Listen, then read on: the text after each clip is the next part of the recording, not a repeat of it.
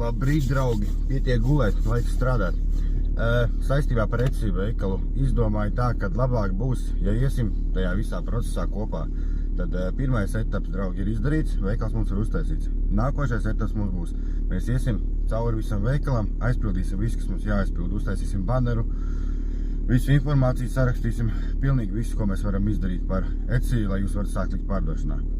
Jo tagad jau reāli var likt pārdošanā, jā, bet es ieteiktu aizpildīt pilnībā visu, kas ir jāaizpild Etsy, jā, un tikai tad likt pārdošanā. Un arī tad, kad mēs to visu būsim izdarījuši, tad es rādīšu jums, kādas preces es lieku pārdošanā. Es viņus pats mājās taisīšu, ja, un likšu viņus pārdošanā. Tādā veidā jums būs vieglāk saprast, kas ko kā.